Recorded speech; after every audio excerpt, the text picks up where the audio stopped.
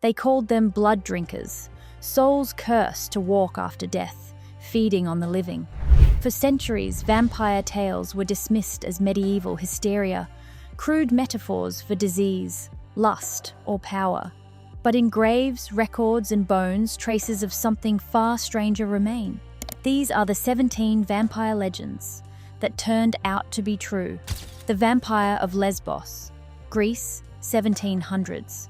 When sailors docked at the Greek island of Lesbos, they found a panic in progress. Villagers claimed a local man, dead for days, was walking at night, knocking on doors, calling names, and causing deaths.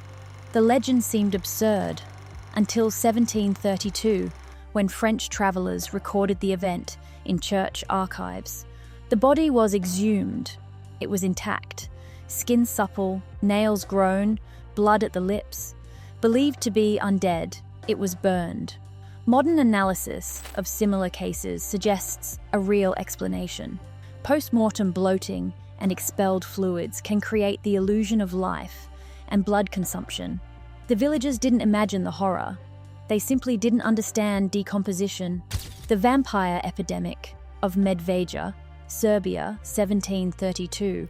Reports of vampire attacks swept through the Austrian Empire in the 18th century, but none rivaled the chaos in Medveja.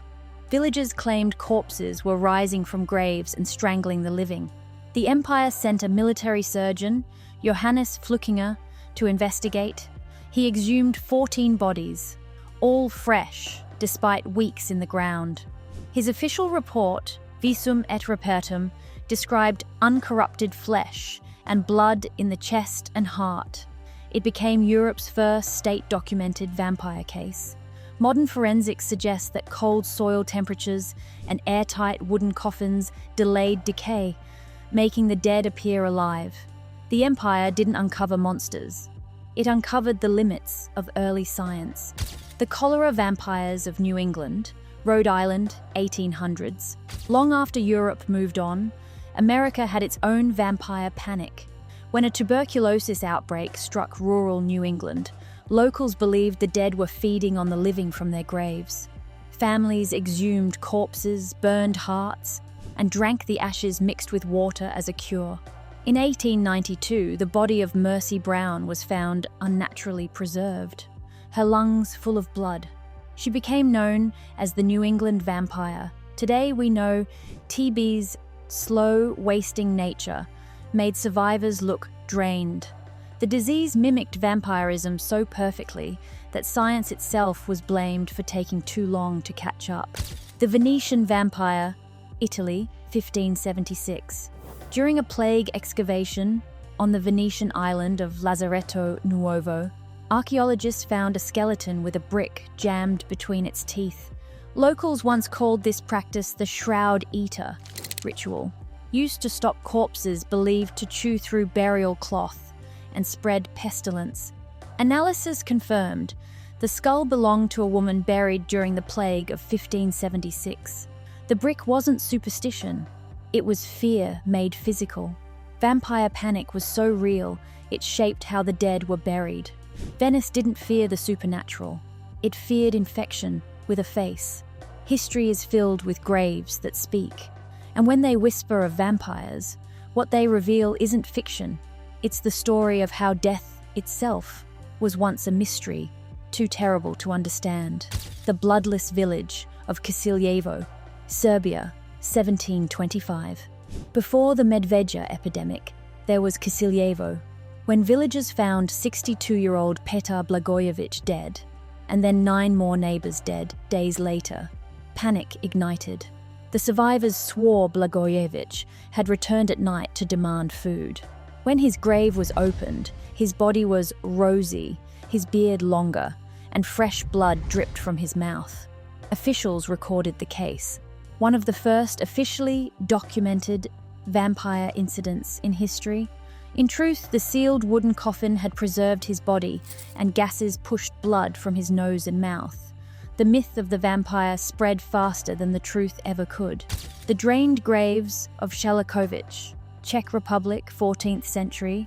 Folklore in Bohemia warned of upiji, revenants who fed on family members. In 1990, construction near Kelakovic unearthed a burial ground containing decapitated skeletons with iron spikes driven into their chests. Each bore marks of violence inflicted after death.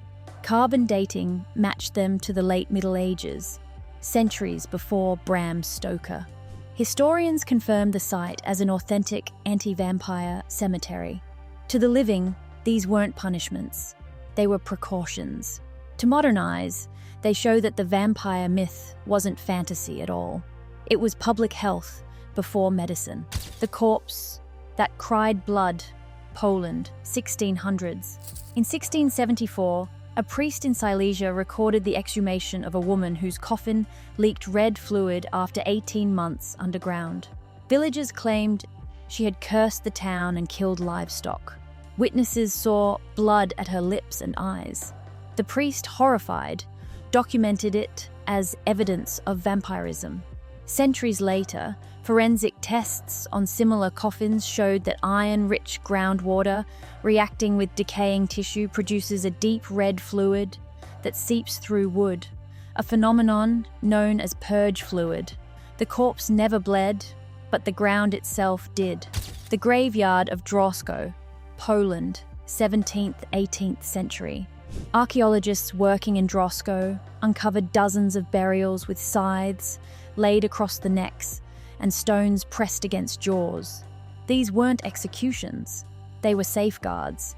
Locals feared the upior, a restless dead who escaped the grave to torment the living.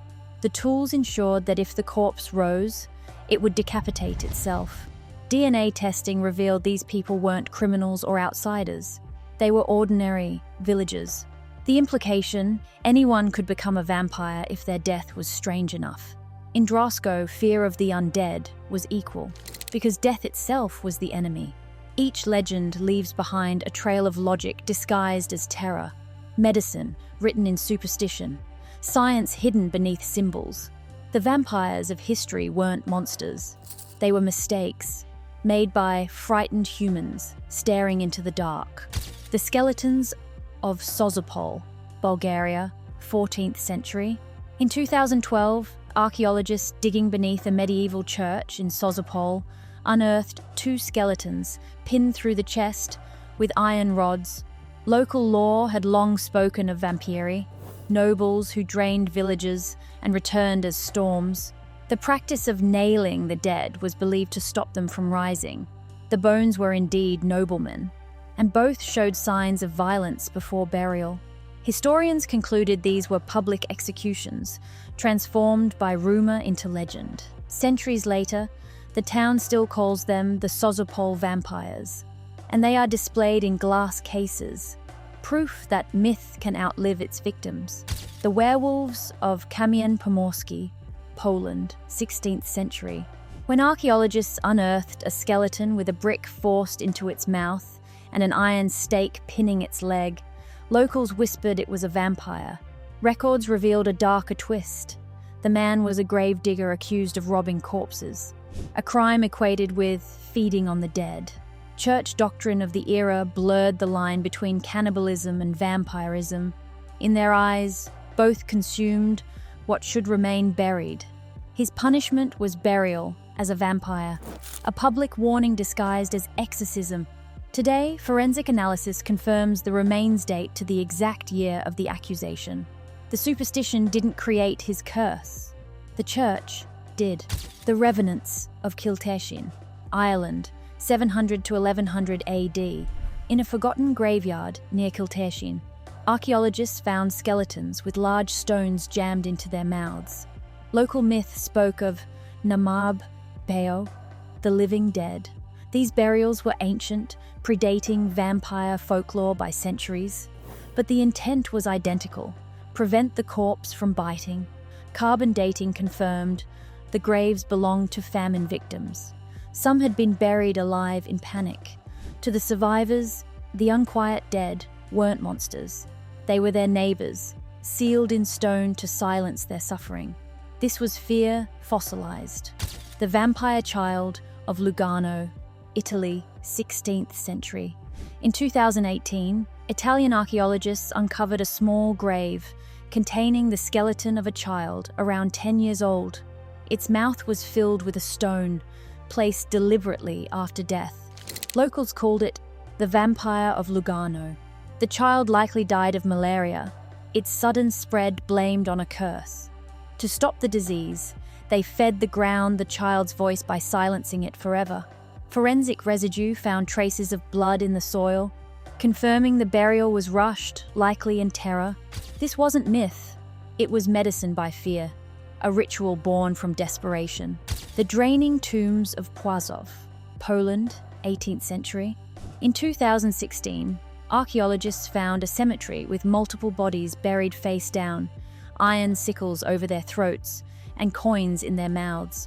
The configuration matched folklore for stopping vampires from escaping and bribing spirits to stay silent.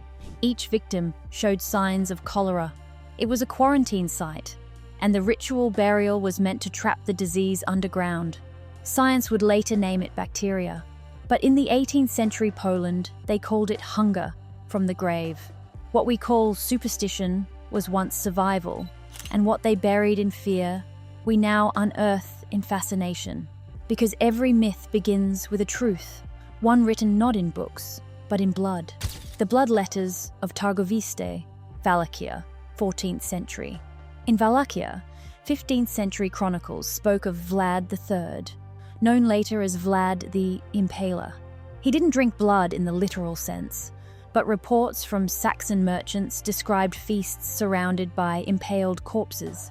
Some claimed he dipped bread into the blood of his victims as an act of domination.